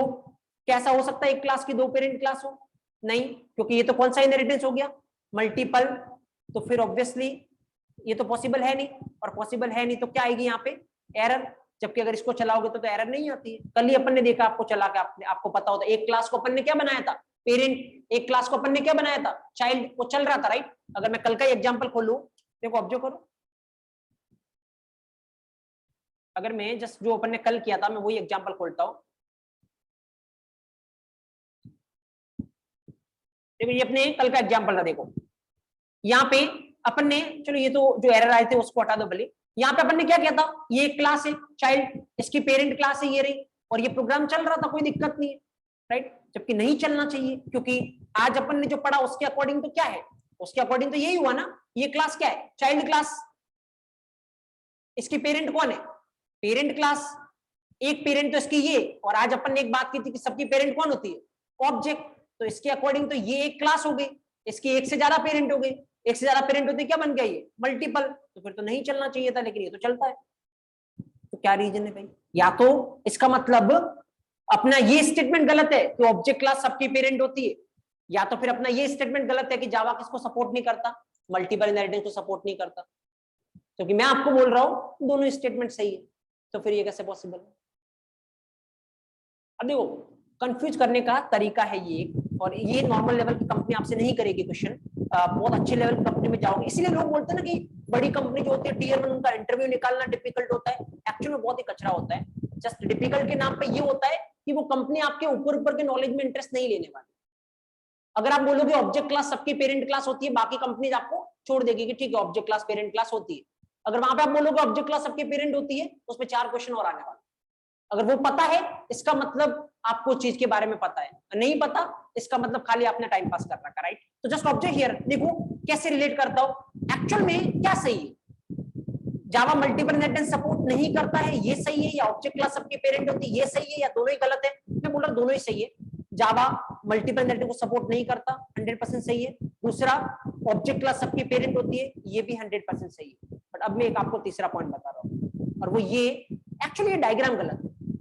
वो दोनों पॉइंट तो सही है, ये जो डायग्राम आपने बनाया ना ये गलत, फाइन। ये इसका डायग्राम ये नहीं होगा, इसका डायग्राम पता क्या होगा, मैं बताता हूं आपको। देखो ये क्लास है कौन, बी, बी क्लास का पेरेंट क्लास कौन है, ए। देखो अब दो चीजें आती है, अब वापस मैं अपने स्टेटमेंट को मॉडिफाई करता हूं।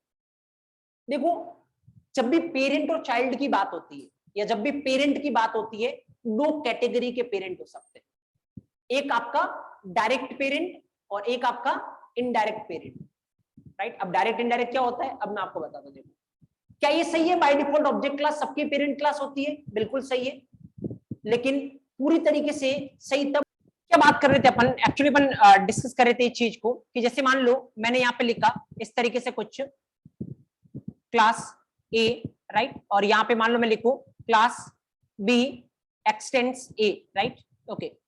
ऑब्जर्व हियर, देखो अगर मैं इसका डायग्राम ऐसे बनाता हूं, ये एक बी एक क्लास है, बी क्लास की एक पेरेंट क्लास है कौन, ए, ओके, और एक बाय डिफॉल्ट सबकी पेरेंट क्लास होती है कौन, ऑब्जेक्ट। तो ये किस में कन्वर्ट हो जाएगा, एक क्लास की मल्टीपल पेरेंट क्लास, किस में कन्वर्ट हो जाएगा, मल्टीपल इनहेरिटेंस, जो कि क्या है, सपोर्ट करता नहीं जावा। लेकिन एक्चुअली में डायग्राम गलत बनाया हुआ, मैं आपको डायग्राम बनाना बताता हूँ किस तरीके से डायग्राम बनाना। एक्चुअली देखो यहाँ पे ये क्लास है कौन, बी क्लास, राइट। इस बी क्लास की, अब देखो ऑब्जर्व करना, अगर किसी क्लास की कोई पेरेंट क्लास आपने बना रखी है, तो ऑब्जेक्ट क्लास उस क्लास की पेरेंट क्लास तो होगी, लेकिन वो कैसी होने वाली है, इनडायरेक्ट। तो अब इसका डायग्राम क्या होगा, इस क्लास की पेरेंट क्लास कौन है, ए। देखना इनडायरेक्ट का मतलब क्या है। अब देखो, अब इसकी पेरेंट क्लास कौन नहीं होगी, ऑब्जेक्ट नहीं होगी। अब जाओ ए के पास, ए की कोई पेरेंट क्लास है नहीं। अगर किसी क्लास की कोई पेरेंट क्लास नहीं है तो ऑब्जेक्ट क्लास उसकी क्या होती है, डायरेक्ट पेरेंट क्लास। ऑब्जेक्ट का ना देखो, indirect parent class, direct parent class का मतलब क्या समझना। जैसे ऑब्जेक्ट क्लास के अंदर कितनी प्रॉपर्टी है, 11, राइट। देखो ऑब्जेक्ट क्लास के थ्रू वो 11 प्रॉपर्टी किसमें आ जाएगी, ए में, क्योंकि ए की पेरेंट कौन है, ऑब्जेक्ट। तो ये 11 प्रॉपर्टी ऑब्जेक्ट क्लास के थ्रू किसमें आ जाएगी, ए में, क्योंकि बाय डिफॉल्ट पेरेंट की सारी प्रॉपर्टी किसमें अवेलेबल होती है, चाइल्ड में। और अब बी का पेरेंट कौन है, ए, तो ए की सारी प्रॉपर्टी किसमें आ जाएगी, बी में। तो ये 11 मेथड ए के थ्रू वापस किसमें आ जाएगी, बी में।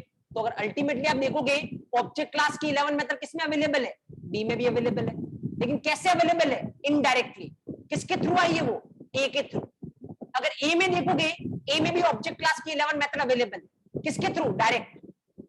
बी में भी ऑब्जेक्ट क्लास की 11 मेथड अवेलेबल है, बट किसके थ्रू आ रही है वो, ए के थ्रू। तो कैसे आ रही है, इनडायरेक्ट, राइट। ऑब्जेक्ट से पहले किसमें आएगी, ए में, और फिर ए से किसमें आएगी, बी में, राइट। तो ऑब्वियसली यहां पे देखो, अगर मैं पूछूं क्या बी का पेरेंट क्लास ऑब्जेक्ट है, बिल्कुल है, लेकिन कैसा पेरेंट है, इनडायरेक्ट, किसी के थ्रू है, किसके थ्रू है, ए के थ्रू। अगर मैं पूछूं ए का पेरेंट क्लास ऑब्जेक्ट है, यस, कैसे है, डायरेक्ट पेरेंट। अब मैं आपको देखो एक आंसर देने का तरीका बताता हूं। ये डायग्राम इसका एक्चुअल में ऐसा नहीं बनेगा, ये डायग्राम इसका ये करेक्ट है। और ये कौन सा इनहेरिटेंस हुआ, यहां पे देखो किसी भी क्लास का मल्टीपल डायरेक्ट पेरेंट क्लास है नहीं, राइट। तो इसका मतलब कहीं भी क्या नहीं हो रहा है, मल्टीपल इनहेरिटेंस नहीं हो रहा है, इसीलिए ये सही चलेगा, कोई दिक्कत नहीं है इसको, राइट। ये जो हो रहा है ना, इसको बोलते हैं मल्टी लेवल इनहेरिटेंस, जो कि अपन थोड़ी देर में पढ़ने वाला है। ये कौन सा इनहेरिटेंस हो रहा है, multi level. Multi level support करता है जावा, कोई दिक्कत नहीं है। कौन सा सपोर्ट नहीं करता, मल्टीपल सपोर्ट नहीं करता। अब देखो मैं आपको आंसर देने का तरीका बताता हूं। अगर आपको पूछा जाए बाय डिफॉल्ट जावा में सबकी पेरेंट क्लास कौन सी होती है, राइट। अब लोग नॉर्मल आंसर देते क्या, ऑब्जेक्ट क्लास बाय डिफॉल्ट सबकी पेरेंट क्लास होती है। अब आपको आंसर ये देना है, डायरेक्टली और indirectly object class is parent class of every Java class. अब जैसे ही मेंशन करोगे डायरेक्टली और इनडायरेक्टली, 100% अगला क्वेश्चन आपसे पूछा जाएगा डायरेक्टली इनडायरेक्टली का मतलब क्या होता है। तो इसका मतलब आप बता सकते हो, अगर किसी क्लास की कोई और पेरेंट क्लास है तो ऑब्जेक्ट क्लास उसकी कैसी पेरेंट होगी, इनडायरेक्ट। अगर किसी क्लास की कोई भी पेरेंट क्लास नहीं है तो ऑब्जेक्ट क्लास उसकी कैसी पेरेंट क्लास होगी, डायरेक्ट पेरेंट क्लास, राइट। दूसरा, लोग इस तरीके से बोलते हैं मल्टीपल इनहेरिटेंस किसको बोलते हैं, मल्टीपल इनहेरिटेंस का मतलब एक child class multiple parent class, नहीं गलत है एक्चुअली। ये मल्टीपल इनहेरिटेंस का मतलब एक child class multiple direct parent class, right. ये मल्टीपल इनहेरिटेंस है। देखो यहाँ पे इसकी पेरेंट कौन कौन है, बी की, ए भी पेरेंट है और ऑब्जेक्ट भी पेरेंट है, तो इसकी कितने पेरेंट है, 2 पेरेंट है। लेकिन यहाँ पे मल्टीपल इनहेरिटेंस नहीं हो रहा है, क्यों, क्योंकि एक डायरेक्ट है और एक इनडायरेक्ट है। मल्टीपल इनहेरिटेंस तब होता है जब एक से ज्यादा डायरेक्ट पेरेंट क्लास हो, राइट। एक से ज्यादा डायरेक्ट पेरेंट क्लास होगी तो कौन सा इनहेरिटेंस होगा, मल्टीपल, राइट। तो अब सवाल, चलो ये तो यहां से आपको आंसर मिल गया, मल्टीपल इनहेरिटेंस क्या होता है और ये इसको किस तरीके से अपन ने सिचुएशनली एक्सप्लेन किया। डायरेक्ट पेरेंट क्लास का मतलब क्या होता है, इनडायरेक्ट पेरेंट क्लास का मतलब क्या होता है, राइट। चलो थोड़ा इसको एक्सटेंड करते हैं। अब सवाल ये है कि जावा सपोर्ट करता क्यों नहीं मल्टीपल इनहेरिटेंस, राइट। चलो इसका आंसर ढूंढने की ट्राई करते हैं, जावा क्यों सपोर्ट नहीं करता मल्टीपल इनहेरिटेंस को, क्या प्रॉब्लम है जावा को मल्टीपल इनहेरिटेंस के साथ। मतलब ऐसा क्यों नहीं हो सकता कि एक क्लास की मल्टीपल डायरेक्ट पेरेंट क्लास हो। देखो प्रॉब्लम क्या है बहुत आराम से समझना। मान लो ऑब्जर्व करना, यहाँ पे सपोज देखो प्रैक्टिकली समझने की ट्राई करते हैं अपन, इसको क्या प्रॉब्लम है इससे वो देखते हैं अपन। मान लो सपोज एक पेरेंट क्लास है, ये रही, एक और मान लो पेरेंट क्लास है, आराम से देखना, class parent 1 suppose, right. Okay, यहाँ पे सपोज मैं क्या प्रिंट करवाता हूं ना, यहाँ पे मैं प्रिंट करवाता हूं पेरेंट। ऑब्जर्व करो, यहाँ पे भी इसके पास भी एक मेथड है, कौन सी मेथड, M1 मेथड। ये क्या प्रिंट करवा रहा है, पेरेंट 1, राइट। यहाँ पे आते हैं अपन किसके अंदर, चाइल्ड क्लास के अंदर। अब देखो मैं यहाँ पे क्या कर रहा हूं, चाइल्ड क्लास का ऑब्जेक्ट बना रहा हूं। कैसे बनाऊंगा, child C equal to new child, और मैं यहाँ पे क्या करने की ट्राई कर रहा हूं, सुनना, सी डॉट M1। मैं कौन सी मेथड को कॉल कर रहा हूं, M1 मेथड को मैं कॉल कर रहा हूं। देखो क्या दिक्कत है और यहाँ पे मैंने क्या लिख रखा है, देखो आराम से देखना। अभी जैसे मान लो मैंने ये कर रखा है, देखो अभी यहाँ पे कितनी क्लास है, समझना बहुत आराम से इसको, कुछ भी कंफ्यूजन होगा नहीं आपको। ऑब्जर्व हियर, देखो अभी अगर मैं यहाँ पे आपको दिखाऊं कितनी क्लास है, यहाँ पे 3 क्लास है, एक पेरेंट 1 और एक कौन सी, चाइल्ड। 3 क्लास है आपके पास। देखो ये 2 क्लास को देखना, ये क्लास कौन सी है, पेरेंट क्लास, ये क्लास कौन सी है, पेरेंट 1 क्लास। दोनों में जो मेथड है उसका नाम क्या है, M1। बिल्कुल हो सकता है दोनों में सेम नाम की मेथड हो सकती है, क्योंकि दोनों क्लास का आपस में कोई रिलेशन तो है नहीं, राइट। ये क्लास बिल्कुल अलग है, ये क्लास बिल्कुल अलग है, तो इसके पास भी M1 मेथड हो सकता है, इसके पास भी M1 मेथड हो सकता है। देखो दोनों अलग अलग काम कर रहा है। इसका M1 मेथड क्या प्रिंट करवा रहा है, पेरेंट, इसका M1 मेथड क्या प्रिंट करवा रहा है, पेरेंट 1, राइट। अब देखना, अभी जैसे मान लो मैं इस प्रोग्राम को चलाऊं, क्या होगा, ऑब्वियसली अपन किसको चलाएंगे, चाइल्ड क्लास को, क्योंकि मेन मेथड किसके अंदर प्रेजेंट है, चाइल्ड क्लास के अंदर। जैसे इसको चलाओगे मेन चलेगा, क्या होगा, यहां से एक ऑब्जेक्ट बनेगा किसका, चाइल्ड क्लास का। उसके बाद आप किसको कॉल कर रहे हो, M1 को। तो कंपाइलर क्या चेक करता है, M1 कॉल हुआ किस पे, सी पे। सी कौन से टाइप का, चाइल्ड टाइप का।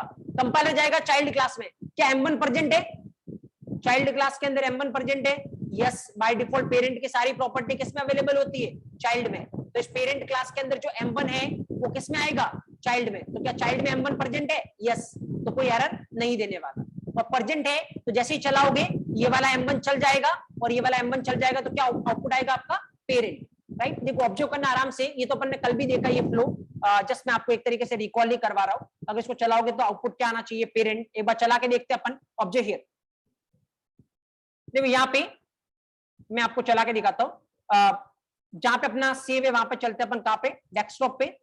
प्रोग्राम को अपन ने किस नाम से सेव कर रखा है, test.java नाम से। ओके, नाउ प्रोग्राम हो गया अपना यहाँ पे कंपाइल।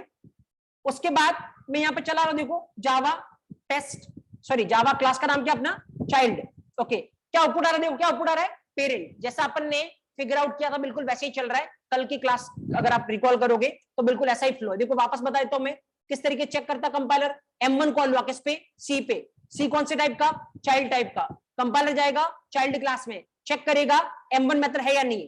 क्या चाइल्ड क्लास के पास M1 मेथड है, यस, क्योंकि बाय डिफॉल्ट पेरेंट की सारी प्रॉपर्टी किसमें अवेलेबल होती है, चाइल्ड में। तो इसके पास जो M1 है वो कहां पे आ जाएगी, चाइल्ड में। तो चाइल्ड में M1 अवेलेबल है, यस, तो कंपाइलर को कोई दिक्कत है नहीं। देन JVM आएगा और जो अवेलेबल है उसको चला देगा, तो M1 को चलाएगा तो आउटपुट क्या आ रहा है, पेरेंट। ओके, अब देखो जैसे ही मैं यहाँ पे एक और काम करता हूं, मैं यहाँ पे कॉमा लगा के बोलता हूं एक और पेरेंट बनाओ, किसको, पेरेंट 1 को। अभी देखो क्या हो रहा है सिनेरियो, अभी देखो सिनेरियो क्या है, अभी सिनेरियो ये है, यहाँ पे क्या, ये एक क्लास है, इसके कितने पेरेंट क्लास है, दो डायरेक्ट पेरेंट क्लास, एक चाइल्ड क्लास, उसकी 2 डायरेक्ट पेरेंट क्लास। क्या हो गया, ये मल्टीपल इनहेरिटेंस। देखो प्रॉब्लम क्या है, प्रॉब्लम ये है, अभी देखो एक बार फ्लो देखते अपन। हाँ, M1 कॉल हुआ किस पे, सी पे। सी कौन से टाइप का, चाइल्ड टाइप का। कंपाइलर जाएगा कहां पे, चाइल्ड क्लास में, चेक करेगा M1 है या नहीं। तो चाइल्ड क्लास के अंदर कितनी M1 है, 2 M1 है, एक तो यहां से आ रही है और दूसरा यहां से आ रही है। तो कंपाइलर बोलेगा अगर मैंने इसको सही होने दे दिया तो बाद में चलाने के लिए कौन आएगा, JVM, उसको एक चलाना है। अब JVM ये कैसे पता करेगा कि मैं इसको चलाऊं या इसको चलाऊं, क्योंकि चाइल्ड क्लास के अंदर कितनी M1 प्रेजेंट है, 2, एक यहां से आ रही है, एक यहां से आ रही है, क्योंकि ये भी इसकी पेरेंट क्लास है और ये भी इसकी पेरेंट क्लास है। तो अब ये क्या हो गया, कंफ्यूजन, राइट, क्योंकि मल्टीपल ऑप्शन है, इस M1 के पास जाए या इस M1 के पास जाए, there is no clarity, right. जब भी कंफ्यूजन होता है इसको टेक्निकल वर्ड में एक नाम दिया जाता है, that is what, ambiguity. Ambiguity का मतलब क्या होता है, कंफ्यूजन। मतलब अपने पास कितने ऑप्शन है, एक से ज्यादा ऑप्शन है। जैसे यहाँ पे 2 ऑप्शन है, इसके पास भी जा सकता है और इसके पास भी जा सकता है, तो डिसाइड नहीं कर पा रहा है किसके पास जाना है, that is what, ambiguity problem. ये मैं इसलिए बता रहा हूं कि क्वेश्चन पूछे जाने के तरीके हैं। आपसे ये पूछा जा सकता है मल्टीपल इनहेरिटेंस जावा में सपोर्ट क्यों नहीं करता है, या आपसे ये पूछा जा सकता है एम्बिग्यूटी प्रॉब्लम क्या होता है। आंसर कुछ सेम ही देना है आपको, राइट, आंसर यही रहेगा। तो इसीलिए एम्बिग्यूटी क्यों बोल रहे हैं इसको, क्योंकि देयर आर मल्टीपल ऑप्शन, जहां भी मल्टीपल ऑप्शन होंगे अपन डिसाइड नहीं कर पाएंगे, that is ambiguity state, right. Object here देखो, इसीलिए एक्चुअल में जावा किसको सपोर्ट नहीं करता, मल्टीपल इनहेरिटेंस को सपोर्ट नहीं करता। मतलब ये बोल रहा है ऐसा हो ही नहीं सकता कि एक क्लास के कितने पेरेंट क्लास हो, एक से ज्यादा, राइट। तो अभी जैसे ही आप ये लाइन लिखोगे जहां पे इस क्लास की आपने एक से ज्यादा पेरेंट क्लास बनाने की ट्राई की, कंपाइलर आपको वहीं पे एरर दे देगा। ये तो चेक ही नहीं करेगा कि M1 दोनों में है या नहीं है, वो वहीं पे आपको क्या दे देगा, एरर। देखो ऑब्जर्व करना, लाइन नंबर 15 पे एरर आने वाली है जहां पे आप मल्टीपल इनहेरिटेंस करने की ट्राई कर रहे हो। तो जैसे इसको कंपाइल करोगे लाइन नंबर 15 आपको एरर देने वाला है। देखो क्या एरर दे रहा है, लाइन नंबर 15 बोल रहा है ये पॉसिबल नहीं है कि एक क्लास की कितनी पेरेंट क्लास हो जाए, मल्टीपल पेरेंट क्लास हो जाए, क्योंकि क्या पॉसिबल नहीं है, मल्टीपल इनहेरिटेंस। देखो इससे फर्क नहीं पड़ रहा है, भले इसके पास M1 मेथड नहीं होता। आराम से देखना, अगला आपका डाउट ये हो सकता है कि सर अगर इसके पास M1 मेथड नहीं है तो क्या अभी भी एरर आएगी क्या? अभी तो नहीं आनी चाहिए, क्योंकि अभी तो जब ये M1 को कॉल करेगा तो कोई कंफ्यूजन तो है नहीं, क्योंकि M1 कितनी है, एक ही M1 है। बट इस बार भी लाइन नंबर 12 पे क्या आने वाली है, एरर। देखो क्यों, मैं आपको बताता हूं। इस बार भी लाइन नंबर 12 पे क्या आने वाली है, एरर। जबकि पिछली बार तो चलो ठीक है, मैंने ऐसा समझाया था कि क्या हो सकता है, कंफ्यूजन हो सकता है। इस बार तो कोई कंफ्यूजन था भी नहीं, फिर भी इस बार भी इसने क्या दी, error. The reason is pretty simple. Actually ऐसा बहुत बार हो सकता है कि अलग अलग क्लास के अंदर सेम नाम की मेथड हो, और अगर ऐसा हुआ और चाइल्ड ने सेम नाम की मेथड को कॉल किया तो फिर क्या होगा, कंफ्यूजन। तो एक तरीका तो क्या था, जब भी आप प्रोग्राम चलाते आपका कंपाइलर देखता कहीं कंफ्यूजन होने का चांस तो नहीं है, चांस होता तो वो क्या देता, एरर। चांस नहीं होता तो क्या देता, एरर नहीं देता। लेकिन ऐसा अगर करता कि हर बार चेक करके ये पता करता कि कंफ्यूजन होने का चांस है या नहीं, तो क्या लगता, बहुत एक्स्ट्रा टाइम लगता।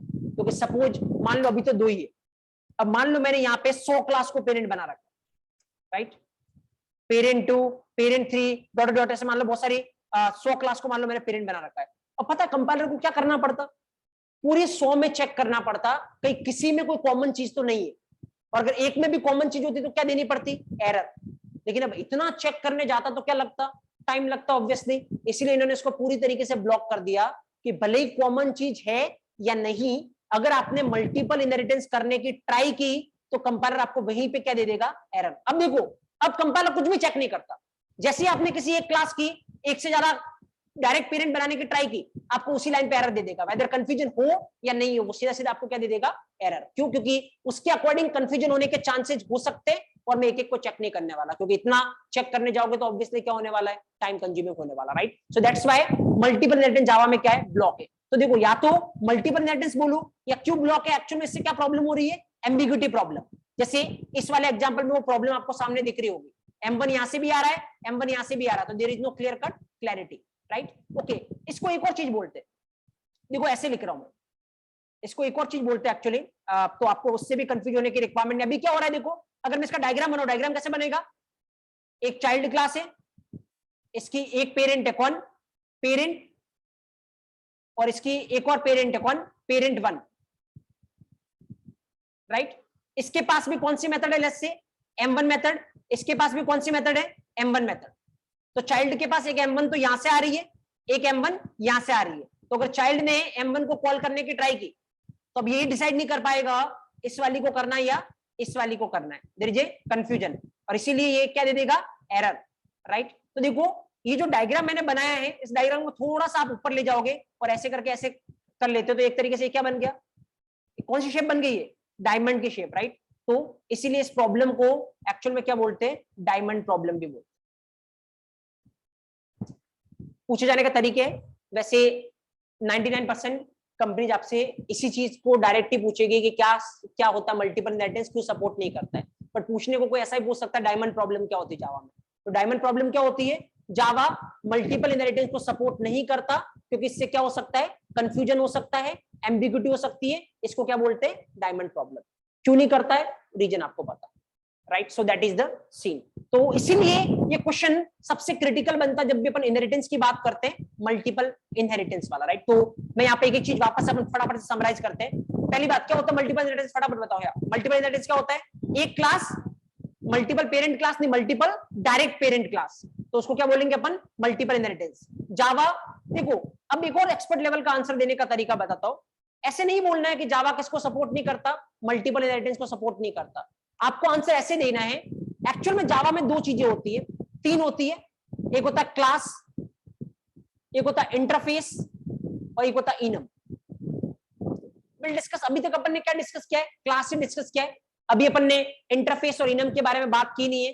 डिस्कस करेंगे अपन, कम से कम 5-6 घंटे अपन इंटरफेस पे डिस्कस करेंगे, राइट। तो अभी अपन इंटरफेस डिस्कस नहीं किया इसलिए मैं इसको इन्वॉल्व नहीं कर रहा हूं, बट एक्चुअल में अभी भी आपका आंसर देने का तरीका क्या होना चाहिए, वो कुछ ऐसा होना चाहिए। देखो, जावा में मल्टीपल इनहेरिटेंस सपोर्ट नहीं होता, किसके थ्रू? क्लास के थ्रू। लेकिन जावा में मल्टीपल इनहेरिटेंस सपोर्ट होता है किसके थ्रू? इंटरफेस के थ्रू।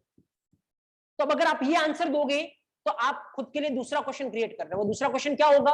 वो ये हो सकता है इंटरफेस क्या होता है, या फिर दूसरा क्वेश्चन ये हो सकता है इंटरफेस में क्यों सपोर्ट करता है, क्लास में क्यों नहीं करता। तो आप बोलोगे क्लास में क्या हो सकता है? कंफ्यूजन। तो अगला क्वेश्चन होगा फिर इंटरफेस में कंफ्यूजन क्यों नहीं होगा? There are multiple questions, right.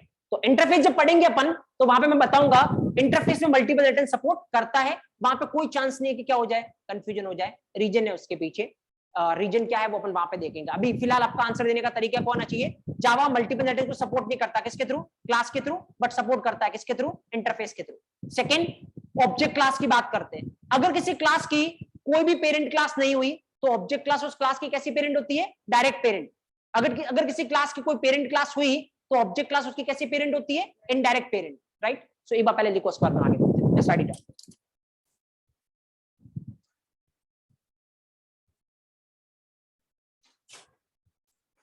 And hello, types of inheritance. And hello, types of inheritance.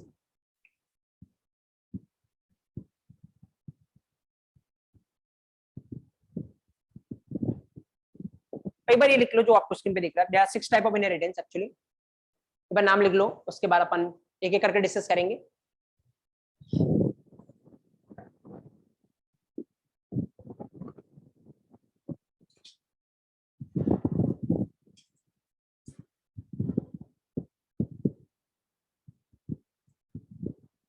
एक एक पॉइंट पे ये फील करो आपको आंसर किस तरीके से करना है, राइट। जो पूरी भीड़ जिस तरीके से आंसर करता है अपने को उस तरीके से आंसर नहीं करना है एक्चुअली। जो इंडस्ट्री डिमांड है अपन उस तरीके से आंसर करेंगे, जहां पे सामने वाले को हर एक क्वेश्चन पे अपन ये हिंट दे रहे हैं कि I am literally expert over this.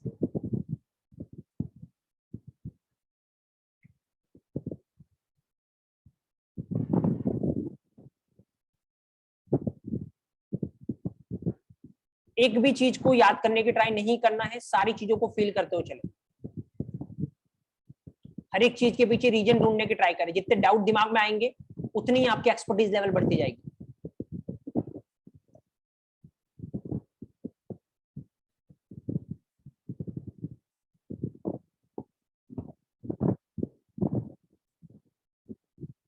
Right. और ये लिखने के बाद 6 टाइप लिखने के बाद फिर पहली हेडिंग डालना आप multiple inheritance.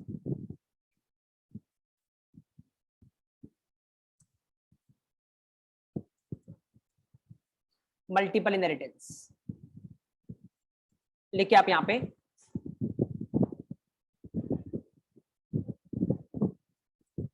the concept of one child class, the concept of one child class and multiple direct parent class, the concept of one child class and multiple direct parent classes, multiple direct parent classes is known as multiple inheritance.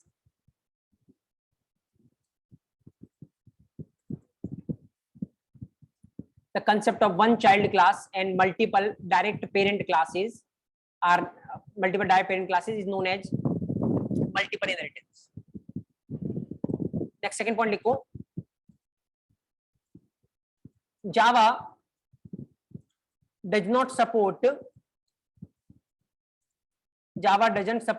multiple inheritance. Java doesn't support multiple inheritance through classes. Java doesn't support multiple inheritance through classes, but it support multiple inheritance. But it support multiple inheritance through interface. Java doesn't support multiple inheritance through classes, but it support multiple inheritance through interface.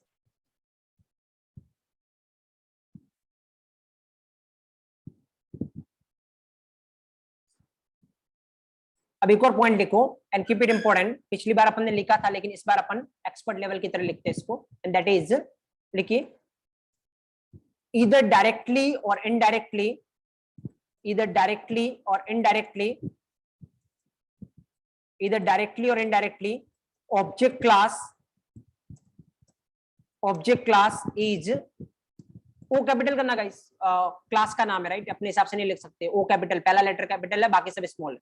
इधर directly और indirectly, मैं बताऊंगा इसके पीछे क्या फंडा रहता है। इधर डायरेक्टली और indirectly class object class is by default parent class of every, by default parent class of every Java class.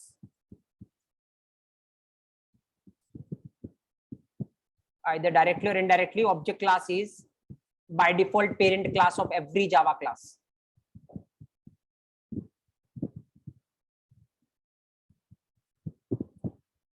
इसके अंदर एक पॉइंट लिखिए फिर, if a class having another class as parent, if a class having another class as parent, then object class will be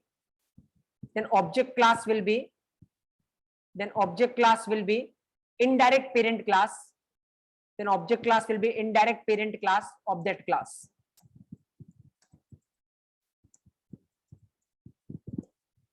If a class having another class as parent, then object class will be indirect parent class of that class. Next one, if a class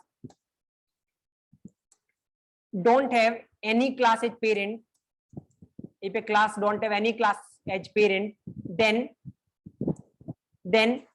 object class will be direct parent class of that class.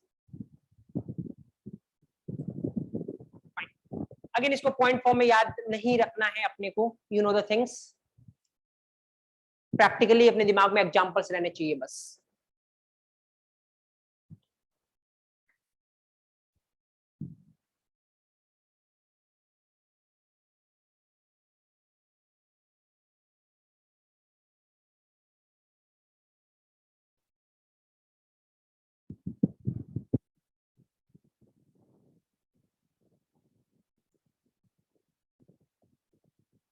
Right, okay,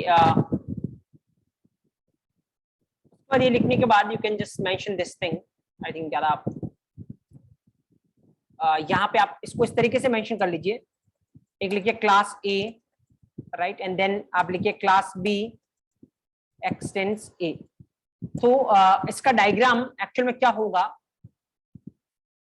अगर मैं diagram बनाने की try करूं तो फिर ये वाला diagram गलत है एक्चुअली, कि बी ऐसे है और इसका एक पेरेंट ए है और इसका एक पेरेंट ऑब्जेक्ट है, दैट इज रॉन्ग। ये इस तरीके से डायग्राम बना के आपको कंफ्यूज किया जा सकता है इंटरव्यू रूम में कि ये तो मल्टीपल इनहेरिटेंस हो गया, आप बोलते हैं मल्टीपल इनहेरिटेंस सपोर्ट नहीं करता, तो बोलने की रिक्वायरमेंट है मल्टीपल इनहेरिटेंस बिल्कुल सपोर्ट नहीं करता है, और ये डायग्राम एक्चुअली ऐसा बनेगा नहीं। ये डायग्राम ऐसा बनने वाला बी है, बी की कोई क्लास पेरेंट है, हाँ है, ए की कोई नहीं है, तो ए की ऑब्जेक्ट रहने वाला, that is the actual diagram.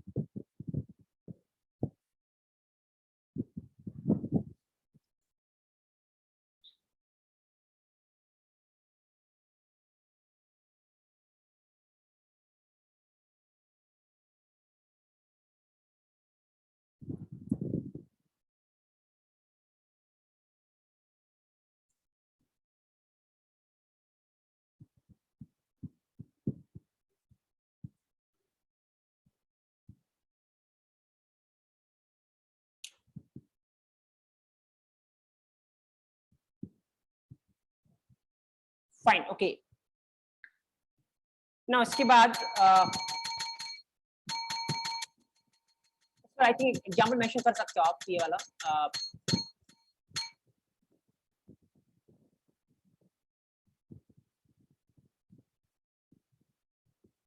Yes you can mention this. Actually यहाँ पे ये बिल्कुल लाइन नंबर 15 पे एरर देने वाला है। अभी तो ये मैं बता रहा हूँ कि दोनों में कॉमन है, इवन कॉमन नहीं भी मेथड होती तब भी एरर देने वाला है, क्योंकि इतना चेक नहीं करने वाला कंपाइलर खाली इतना सा चेक करेगा कि मल्टीपल इनहेरिटेंस होने के चांसेस है, सीधी एरर दे देगा।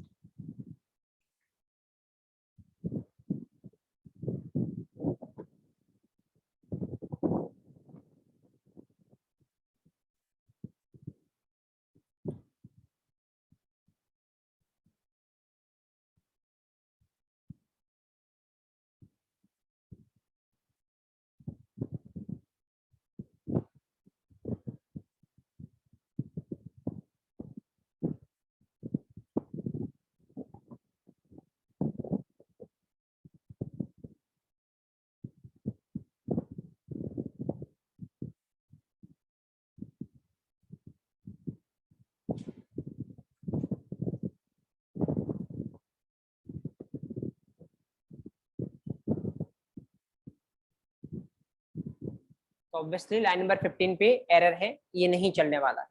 Reason is you are trying to do multiple inheritance which is not possible.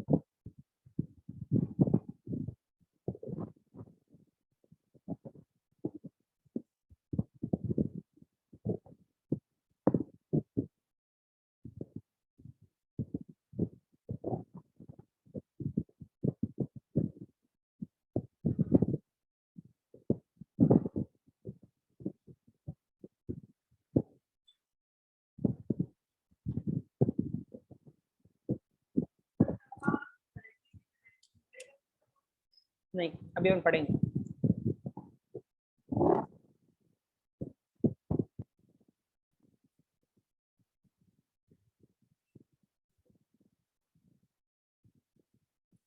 Okay fine guys, I think फिर रोकते अपन सेशन को यहाँ पे। अभी कुछ और इंपॉर्टेंट पॉइंट्स अपने को डिस्कस करने हैं, वो चारों इनहेरिटेंस क्या होते हैं, और उसके बाद एक साइक्लिक पे क्या क्वेश्चन बन सकता है और उसके पीछे क्या इंटेंशन है, वो अपन डिस्कस करेंगे। सो कल के सेशन में डिस्कस करते हैं अपन remaining things. That's all for today. कोई डाउट है you can let me know, otherwise that's all for Java session. Thank you guys, thank you so much.